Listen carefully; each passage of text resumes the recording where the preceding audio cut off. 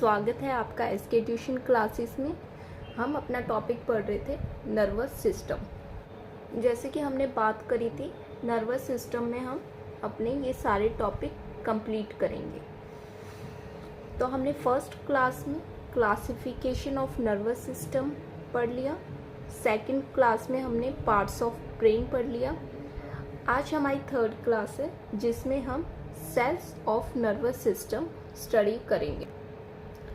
जब भी हम कोई थ्योरेटिकल चीज़ें पढ़ते हैं, जो चीज़ें याद करने वाली हैं, तो वो पार्ट हमें बोरिंग लगता है क्योंकि हमें उस चीज़ को रटना पड़ता है, फिर हमें याद रखना पड़ता है और हम एक दो दिन उसको नहीं देखेंगे तो वो चीज़ें हम भूल भी जाते हैं। तो लेकिन जैसा कि मैंने प्रॉमिस किया आपसे कि हम हर टॉपिक बिल्कुल सिंपल वे में पढ़ेंगे ताकि वो हमें लॉन्ग टाइम तक याद रहे, और कोई भी चीज़ें हमें लंबे समय तक याद रखने के लिए वो चीज़ें हमें कोऑर्डिनेट करनी पड़ेगी, लिंक करनी पड़ेगी किसी ना किसी चीज़ के साथ। तो जैसे कि ये अपना टॉपिक है एनाटॉमी के रिगार्डिंग है, तो फिर हम इस चीज़ को डायग्राम के थ्रू समझ कर पढ़ेंगे। जो भी चीज़ें हम डायग्राम के थ्रू करेंगे कि कौन सा पार्ट है, क्या है, उनके रोल्स क्या है, तो वो चीज़ें हमें लंबे टाइम तक याद रहेंगी।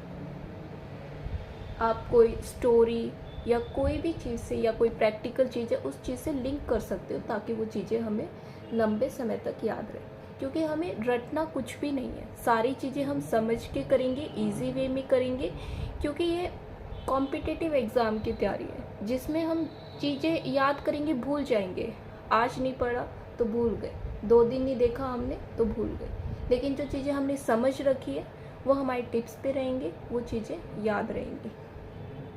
और मेरी आपसे एक रिक्वेस्ट और है, आप हो सके तो साथ साथ में ट्राई करो कि आप साथ साथ में नोट्स बनाओ। जब भी हम कोई चीज़ें लिखते हैं तो वो हमें याद रहती है।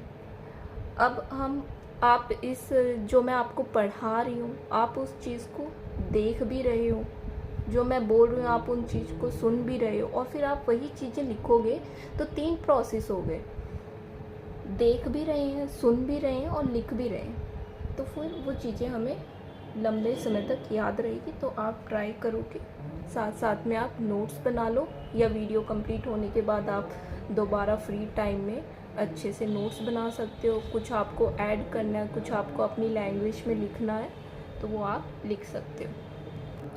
चलो हम अपना टॉपिक स्टार्ट करते हैं, cells of nervous system.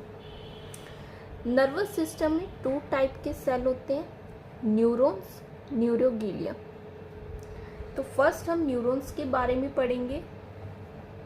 Neurons क्या है? Functional unit of nervous system. ये बहुत कॉमन सा क्वेश्चन है जो बहुत से एग्जाम में पूछे जाता है। डायरेक्ट क्वेश्चन आता है कि फंक्शनल यूनिट क्या है नर्वस सिस्टम की, तो हमें लिखना है functional unit of nervous system is neurons. Neurons के 3 पार्ट हैं, सेल बॉडी, डेंड्राइट्स, एक्सॉन। ये एक छोटा सा डायग्राम बना रखा है। जो ये हेड वाला पार्ट है इसको हम बोल देंगे सेल बॉडी। उसके बाद ये जो पार्ट है ये आता है एक्सॉन, और जो इनकी रूट्स टाइप निकल रही है तो ये हो गया डेंड्राइट्स। तो इसके सिंपल से 3 पार्ट हैं, cell body, axon, dendrites. Cell body contain genetic information, maintain neuron structure and help in energy production. It contain following particles. Cell body के अंदर क्या क्या होता है वो हम देखेंगे। फर्स्ट है न्यूरोप्लाज्म। न्यूरोप्लाज्म क्या होता है? Cytoplasm of the neurons. ये हमारा न्यूरॉन का स्ट्रक्चर है। इसके अंदर ये साइटोप्लाज्म होता है न्यूरॉन्स में, तो इसको हम बोलते हैं न्यूरोप्लाज्म। सेकंड है न्यूक्लियस। न्यूक्लियस हेल्प करता है production of protein within the cell, मतलब सेल के अंदर प्रोटीन के प्रोडक्शन में हेल्प करता है। तो ये हमारी सेल बॉडी होगी, और ये न्यूक्लियस है। ये जो हमारा पार्ट है हमने लेबल किया हुआ है, ये न्यूक्लियस। और क्या होता है हमारी सेल बॉडी में? माइटोकॉन्ड्रिया। माइटोकॉन्ड्रिया हम 5th क्लास से पढ़ते आ रहे हैं। माइटोकॉन्ड्रिया हेल्प करता है एटीपी प्रोडक्शन में और इंट्रासेलुलर कैल्शियम एक्सचेंज में हेल्प करता है। ये हम डायग्राम में भी देख सकते हैं। ये जो ग्रीन कलर का पार्ट बनाया है न्यूक्लियस के अंदर, तो ये माइटोकॉन्ड्रिया। और सेल बॉडी में क्या होता है? Endoplasmic reticulum help in cell stimulate. जो एंडोप्लाज्मिक रेटिकुलम हो रहा है वो सेल को स्टिमुलेट करने में हेल्प करेगा। डायग्राम में देख लेते हैं हम एंडोप्लाज्मिक रेटिकुलम। ये जो येलो कलर का पार्ट है एंडोप्लाज्मिक रेटिकुलम। और सेल बॉडी में होता है न्यूरोफाइब्रिल्स। न्यूरोफाइब्रिल्स क्या होता है? Neurofibrils is thread like structure and responsible for transportation of protein. Neurofibril cell body में थ्रेड लाइक स्ट्रक्चर है जो कि प्रोटीन को ट्रांसपोर्टेशन में हेल्प करते हैं। सेल बॉडी में ये जो ब्लैक कलर के हमने बना रखे डायग्राम में शो कर रखे हैं कि थ्रेड लाइक स्ट्रक्चर है, तो ये हमारा हो गया न्यूरोफाइब्रिल्स। न्यूरोफाइब्रिल्स को न्यूरोफिलामेंट्स भी बोलते हैं। और है नीसल्स ग्रैन्यूल्स। जो नीसल्स ग्रैन्यूल होता है it appear grey coloured, it contain ribosome so protein synthesis can occur. Nissl granule grey colour का पार्ट होता है, उसके अंदर राइबोसोम होता है जो कि प्रोटीन सिंथेसिस में हेल्प करता है। हमने पहले पढ़ा है राइबोसोम होता है, हेल्प करता है प्रोडक्शन ऑफ प्रोटीन। प्रोटीन बनाने में राइबोसोम हेल्प करता है, तो ये सिंथेसिस में प्रोटीन सिंथेसिस में हेल्प करता है। डायग्राम में देख लेते हैं नीसल ग्रैन्यूल कहाँ है। ये जो सेल बॉडी के अंदर जो ये ग्रे पार्ट होएगा इसके अंदर राइबोसोम होंगे, ये प्रोटीन प्रोडक्शन में हेल्प करेगा। तो ये है नीसल्स ग्रैन्यूल्स। तो हमने ये देख लिया है सेल बॉडी में क्या क्या चीज़ें हैं। न्यूरोप्लाज्म, न्यूक्लियस के अंदर जो साइटोप्लाज्म होता है उसको हम बोलेंगे न्यूरोप्लाज्म। और हमने देखा है सेल बॉडी में न्यूक्लियस होता है, माइटोकॉन्ड्रिया होता है, ग्रीन कलर का जो पार्ट है माइटोकॉन्ड्रिया, एंडोप्लाज्मिक रेटिकुलम जो येलो पार्ट है एंडोप्लाज्मिक रेटिकुलम, न्यूरोफाइब्रिल्स होता है जो थ्रेड लाइक स्ट्रक्चर है वो न्यूरोफाइब्रिल्स है, ग्रे पार्ट जिसके अंदर राइबोसोम होता है जो प्रोटीन सिंथेसिस में हेल्प करेगा, नीसल ग्रैन्यूल्स। एक छोटा सा नोट है, इम्पोर्टेंट पॉइंट है, एग्जाम में काफ़ी टाइम पूछे जाते हैं। Cell of neurons does not contain the centrosome. Centrosome हमने पहले पढ़ा है, centrosome help in cell division. Centrosome होता है जो कि सेल को डिवाइड करने में हेल्प करता है। तो cell of neuron does not contain the centrosome so the cell division is not possible. जो न्यूरॉन्स का सेल है, न्यूरॉन्स के अंदर सेंट्रोसोम प्रेजेंट नहीं होता है तो ये सेल डिवाइड नहीं होता है। तब हम बोलते हैं कि न्यूरॉन्स के रिगार्डिंग कोई चेंजेस आया है हमारे बॉडी में तो वो इरिवर्सिबल है क्योंकि डिवीजन पॉसिबल नहीं। अब हमने सेल बॉडी का पार्ट देख लिया है, अब हम पढ़ेंगे डेंड्राइट्स। डेंड्राइट्स क्या होता है? Dendrites is a branch portion. ये जो ब्रांच लाइक है, जो टहनिया लाइक बना हुआ है इसमें, तो उसको बोलेंगे डेंड्राइट्स। ये लेबल कर रखा है, याद रख सकते हो dendrites. Contain the neurofibrils and Nissl granule. तो इसके अंदर ये बोल रहे हैं, इसके अंदर न्यूरोफाइब्रिल्स भी होते हैं, नीसल्स ग्रैन्यूल्स भी होते हैं डेंड्राइट्स के अंदर, जिसकी वजह से प्रोटीन सिंथेसिस में डेंड्राइट्स हेल्प करते हैं। It has the receptor of neurotransmitter. जो डेंड्राइट्स हैं हमारे, उसके अंदर रिसेप्टर भी होते हैं जो कि न्यूरोट्रांसमिशन में हेल्प करते हैं। न्यूरोट्रांसमिशन हम अगली क्लासेस में डीपली पढ़ेंगे क्या क्या होता है उसके अंदर। तो अभी सिर्फ हमें इतना याद रखना है, डेंड्राइट्स के अंदर रिसेप्टर होते हैं जो न्यूरोट्रांसमीटर में हेल्प करते हैं। It receive the information and transfer toward the cell body. बहुत सारे न्यूरॉन्स होते हैं हमारी बॉडी में, वो कनेक्टेड होते हैं, तो उनसे इंफॉर्मेशन लेते हैं और सेल बॉडी को इंफॉर्मेशन ट्रांसफर कर देते हैं। It also contains the cholinesterase enzyme that is responsible for the metabolism of ACH. अब इसमें ये बोल रहा है डेंड्राइट्स के अंदर कोलिनेस्ट्रेस एंजाइम होता है जो कि मेटाबॉलिज्म में हेल्प करता है, मेटाबॉलिज्म ऑफ ACH, और ACH हेल्प करता है साइनेप्टिक ट्रांसमिशन में। ट्रांसमिशन का टॉपिक हम आगे पढ़ेंगे, अभी सिर्फ हमें देखना है कि न्यूरॉन का स्ट्रक्चर क्या है, उसके कौन कौन से पार्ट हैं।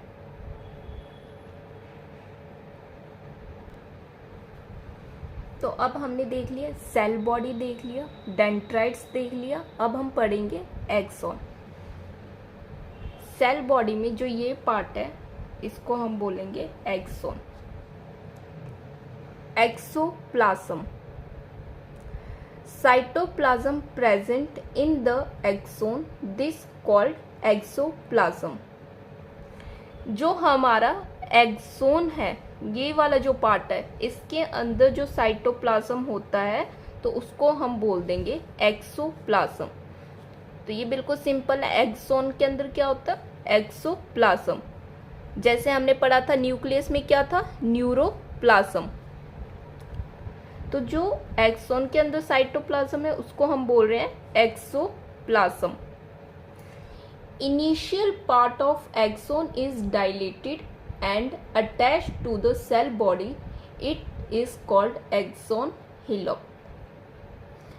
इनिशियल पार्ट जो एक्सोन का है, जहां से हमारा एक्सोन स्टार्ट होता है, वो थोड़ा सा इधर से डायलेटेड होता है। तो इस पार्ट को हमने बोला है जो डायलेटेड होता है, सेल बॉडी से अटैच होता है। तो ये जो स्टार्टिंग पॉइंट है डायलेटेड वाला, इसको हम बोल रहे हैं एक्सोन हिलॉक। ये सारे जो लिखे हैं टॉपिक, ये सारे इंपॉर्टेंट है, एग्जाम में डायरेक्ट क्वेश्चन आते हैं, तो आप इनको जैसे समझा रही हूँ मैं डायग्राम के थ्रू याद रखने की कोशिश करें। सेल बॉडी होगी, डायलेटेड पार्ट हो गया, तो इसको हम बोल रहे हैं axon hillock. A membrane cover the exoplasm, it is called exolemma। ठीक है, ये हमारा एक्सोन हो गया और इसके अंदर क्या था, एक्सोप्लाज्म। जो मेम्ब्रेन एक्सोप्लाज्म को कवर कर रही है उसको हम बोल रहे हैं एक्सोलीमा। एक्सोप्लाज्म को जो लेयर कवर करेगी वो क्या होगा, एक्सोलीमा।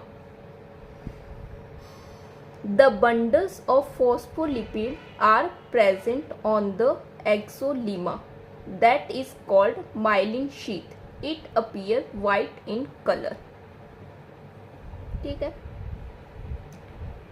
ये एक्सोन है, एक्सोन के अंदर साइटोप्लाज्म है, उसको हम बोल रहे हैं एक्सोप्लाज्म। एक्सोप्लाज्म की जो कवरिंग है उसको एक्सोलीमा बोल रहे हैं। एक्सोलीमा के ऊपर फॉस्फोलिपिड के बंडल्स होते हैं, ये जो डिनोट कर रखा है ये फॉस्फोलिपिड के बंडल्स हैं, फॉस्फोलिपिड बंडल्स।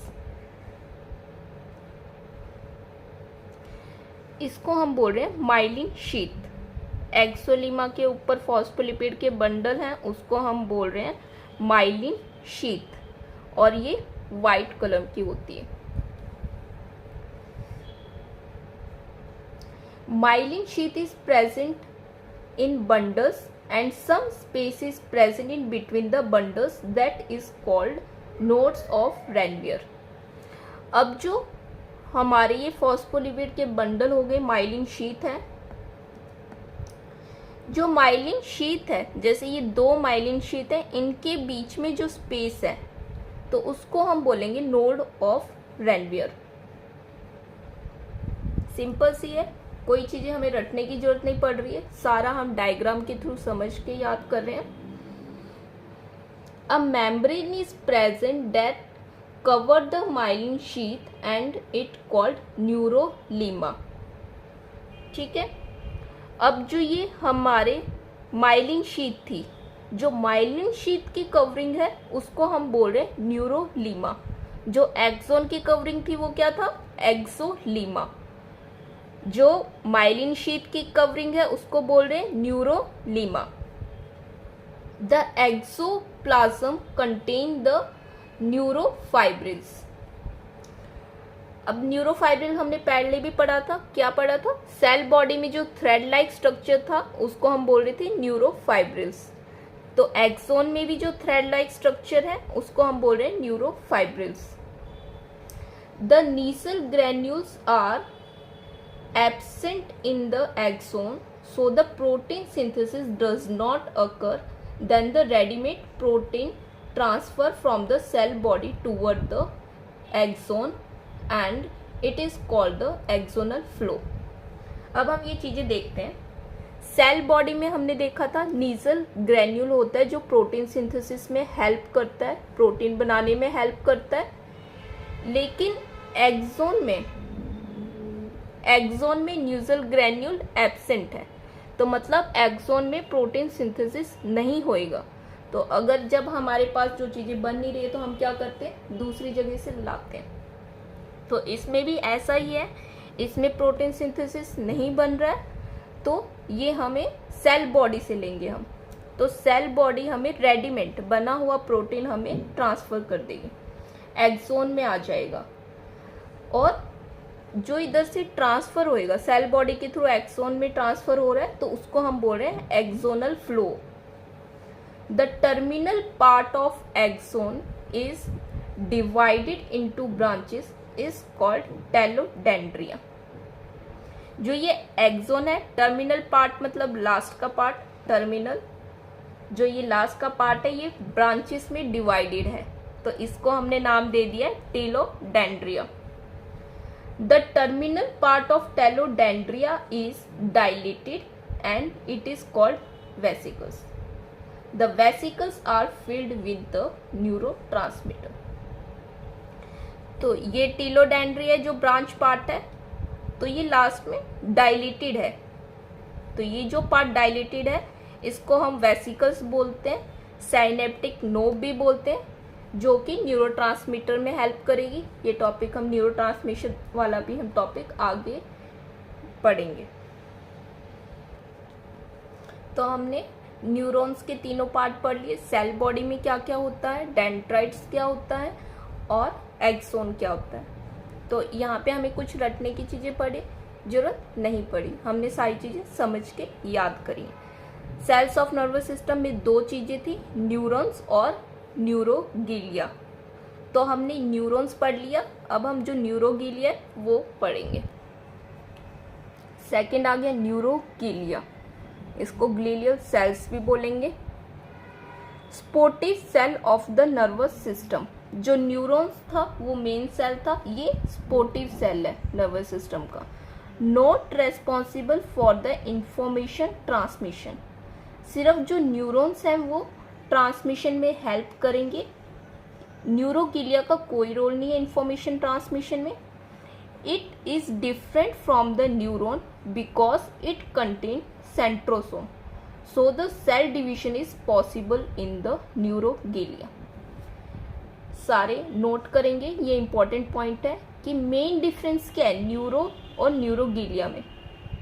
दोनों नर्वस सिस्टम के सेल हैं, तो इसमें मेन डिफरेंस है जो न्यूरोगिलिया है इसमें सेंट्रोसोम प्रेजेंट होता है, जो न्यूरॉन्स था उसमें सेंट्रोसोम प्रेजेंट नहीं था.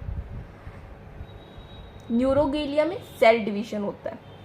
The cancer formation is also possible in neuroglia because cell division is possible. All the brain cancer never occur in the neurons.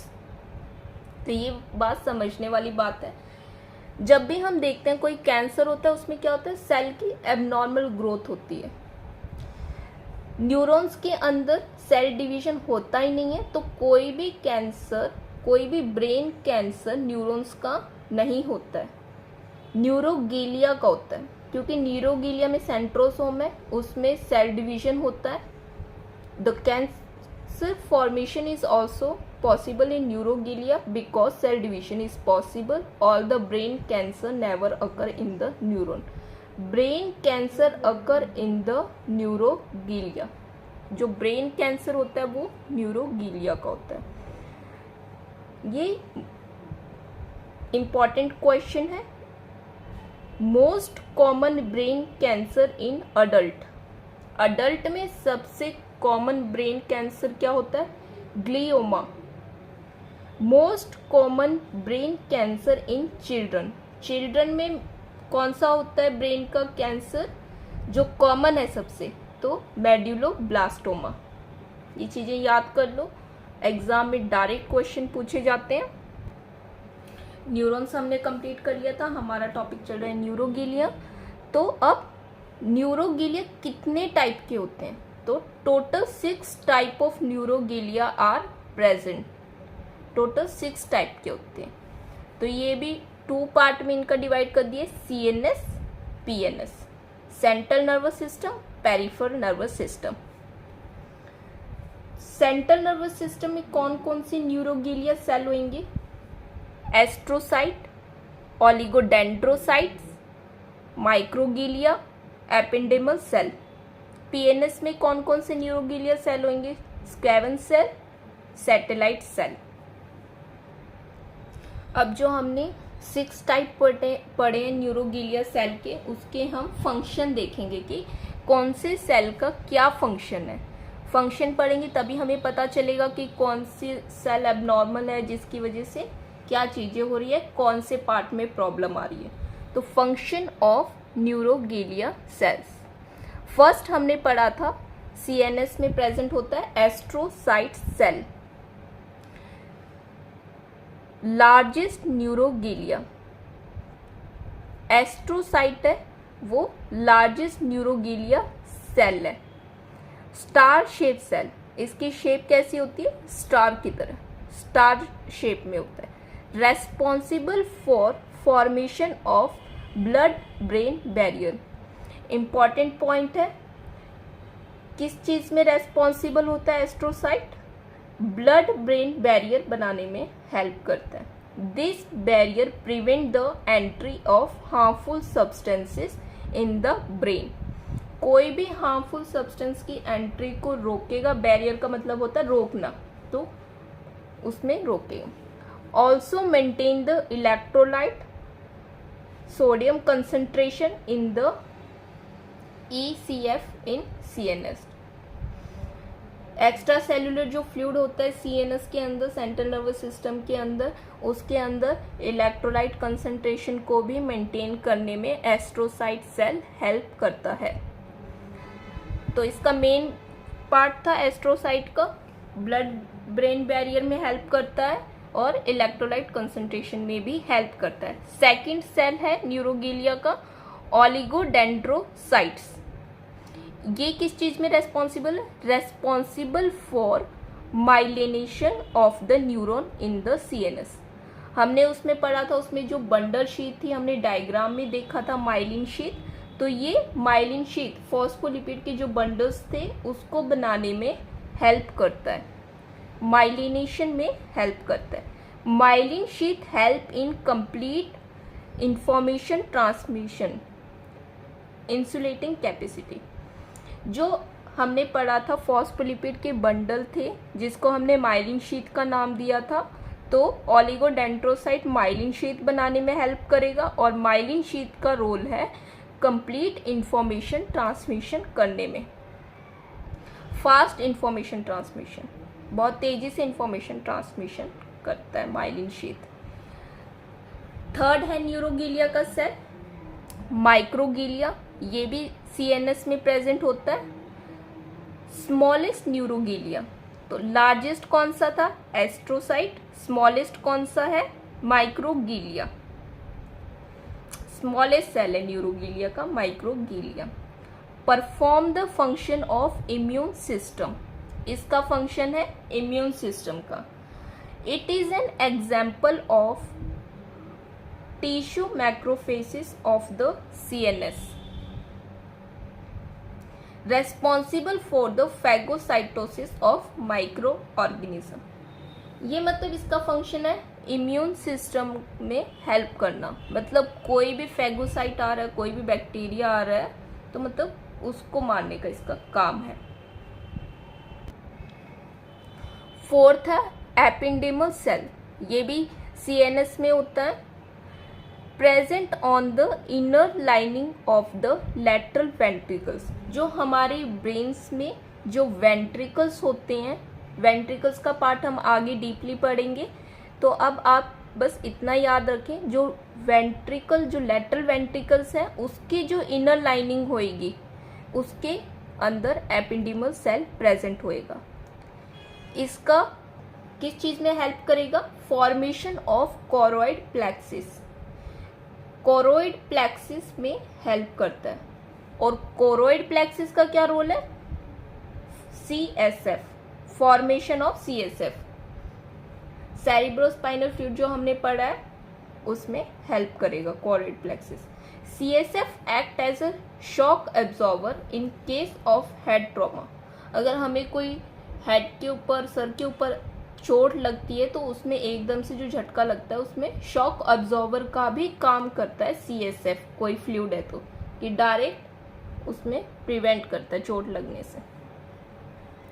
तो हमने न्यूरोगिलिया के CNS के हमने 4 सेल पढ़ लिए,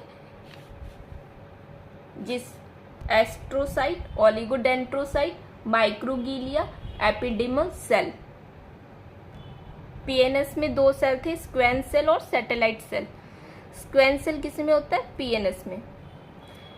responsible for myelination of neurons in the PNS, जो ये neurons PNS वाले जो पार्ट है उसके अंदर माइलेशन का हेल्प करता है, मतलब फॉस्फोलिपिड के बंडल बनाता है, माइलिन शीथ होती है जो कि न्यूरोट्रांसमिशन में हेल्प करती है।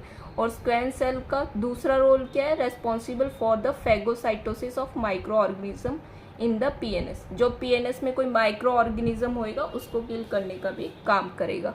It is the tissue macrophage of the PNS। CNS में हमने पढ़ा था, CNS में टिश्यू मैक्रोफेज कौन था? माइक्रोगिलिया। PNS में टिश्यू मैक्रोफेज कौन है? स्क्वेंस सेल। तो ये भी क्वेश्चन पूछे जाते हैं, तो ये चीजें हमें याद रखनी है। सैटेलाइट सेल, ये भी PNS का सेल है, न्यूरोगिलिया सेल है। It maintain electrolyte concentration in ECF in the PNS। जो सैटेलाइट सेल है इसका काम है इलेक्ट्रोलाइट कंसंट्रेशन को मेंटेन करना, एक्स्ट्रा सेल्युलर जो फ्लूइड होता है PNS में उसमें। तो हमने आज के टॉपिक में देखा है कि हमने सेल्स ऑफ नर्वस सिस्टम पढ़े हैं। 2 तरह के होते हैं, न्यूरॉन्स और न्यूरोगिलिया। न्यूरॉन्स में हमने 3 पार्ट देखे हैं, सेल बॉडी, डेंड्राइट्स, एक्सोन, इसको हमने डीपली पढ़ा है। उसके बाद हमने न्यूरोगिलिया में देखा है कि 6 टाइप के सेल होते हैं, CNS में 4 होते हैं, PNS में 2 होते हैं। फिर हमने उनका फंक्शन क्या है, ये फंक्शन देखे हैं। तो आज की वीडियो के लिए बस इतना ही। नेक्स्ट वीडियो में हम न्यूरोट्रांसमीटर पढ़ेंगे, नर्वस सिस्टम में कौन कौन से न्यूरोट्रांसमीटर होते हैं, उनका क्या रोल होता है। तो आशा करते हैं कि आपको हमारे पढ़ाने का तरीका समझ में आ रहा होगा, उसमें कोई प्रॉब्लम नहीं है। अगर कोई इम्प्रूवमेंट करने की ज़रूरत है तो आप प्लीज़ कमेंट में या मैसेज करके बता सकते हैं, ताकि हम भी अपने में इम्प्रूवमेंट ला सकें और आपके लिए भी हेल्पफुल हो। अगर आपको हमारा चैनल पसंद आ रहा है तो प्लीज़ प्लीज़ प्लीज़ सब्सक्राइब करें, लाइक करें, अपने फ्रेंड्स को शेयर करें ताकि उन तक भी इंफॉर्मेशन पहुंच सके, वो भी उनके लिए भी हेल्पफुल हो। Thank you.